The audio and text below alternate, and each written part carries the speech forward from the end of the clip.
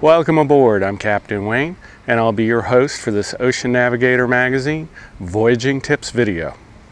In today's video, we're going to be talking about propane systems, or more specifically, inspecting your propane system. Propane is a great fuel to have aboard. It's readily available and it's relatively easy to store, but there are a few safety precautions we need to take when working with propane. Propane is heavier than air. Therefore, any leaks in the system, the gas will flow downhill to the lowest point. Sort of think about that bowl of dry ice you've seen sitting on the table, where you see the vapors coming over the side of the bowl and drifting down onto the table and off onto the floor. Propane is just like that. It will seek the lowest spot in your boat, which is usually the bilges. Propane mixed with air becomes explosive, so you want to be careful about any leaks getting down into your boat. Without getting into all the legalities of a full propane system, I will briefly review some of the specific safety requirements. Propane tanks should be stored in a dedicated propane locker. This locker should be sealed to the inside of the boat and be only top opening. This locker should also have an overboard drain, so that any propane that leaks into the locker will drain overboard. This drain also needs to be located where it is not above any openings into the boat. Once again, propane will flow downhill, and if it's above an open window or something, the propane will leak into the boat. Sometimes this is a little difficult, and some people will mount their cylinders on the stern rail, which is acceptable. Next, in the propane system, you have connected to the tank a pressure gauge. This pressure gauge is not there to tell you how much propane you have left in your cylinder. It's there to check for leaks, and I'll talk more about this in a minute. After the pressure gauge, you're going to have a regulator, which reduces the pressure to a working pressure for your appliance. After the regulator, you're going to have a remote shut-off solenoid. This is required because you want to be able to shut the propane off from the appliance. It's not enough to just tell yourself you'll go out and turn off the propane every time you're done using it. You need this remote solenoid in case there's a flare-up or a problem at the appliance. You'll be able to immediately shut the propane off from that location. Connected to the solenoid valve will be the line that runs down to the appliance. This line needs to be a single line coming directly from the propane locker to the appliance with no T's or other connections within the line. This is to prevent the possibility of any leaks. Also, the line needs to be rated for propane and have flare-type fittings on each end.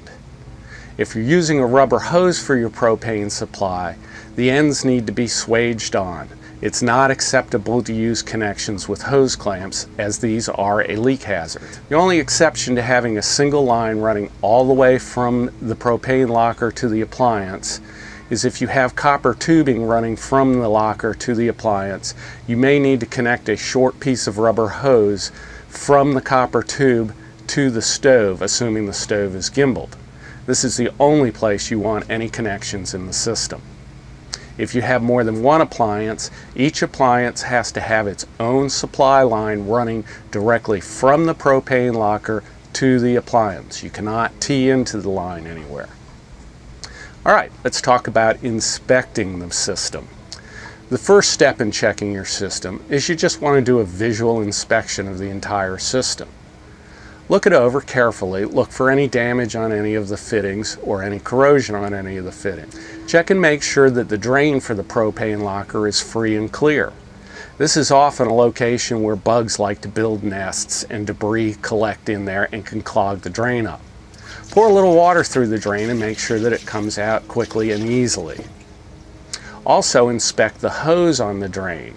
A lot of times during surveys, I'll find these hoses are in very bad condition. Next, check the propane shutoff valve.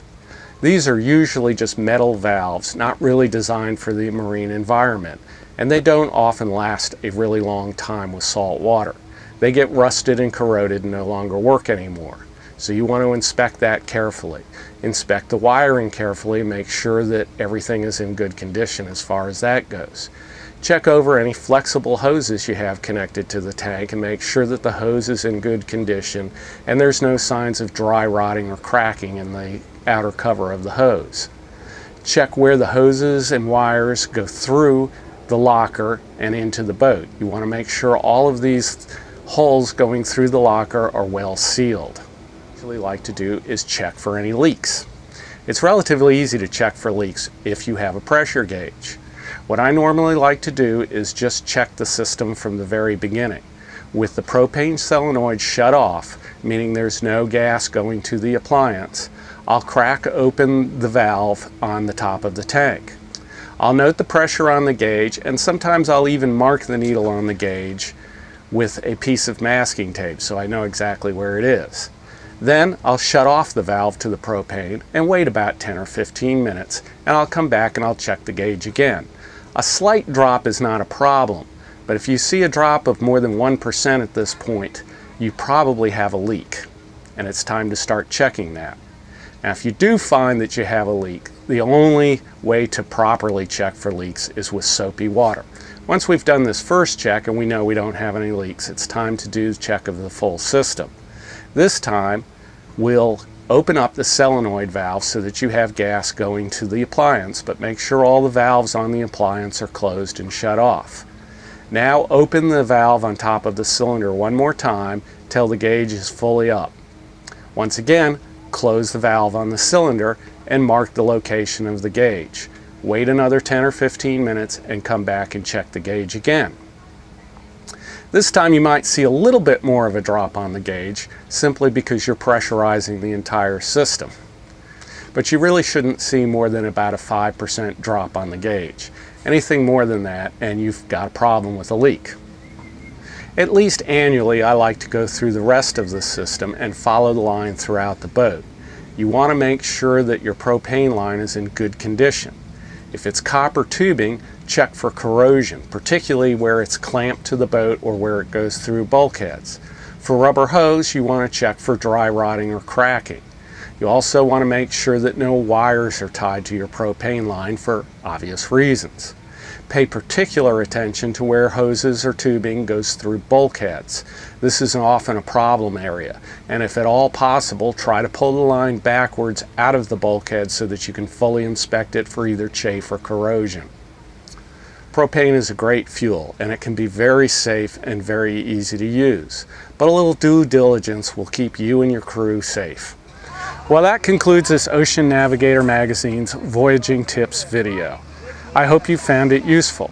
If you have a voyaging tip you'd like to share with our readers, please let me know. Maybe I'll make a video out of it. Please check out Ocean Navigator Magazine's YouTube channel for more voyaging tips and sailing videos. Also, be sure to check out Ocean Navigator Magazine at your local newsstand and Ocean Navigator Magazine online.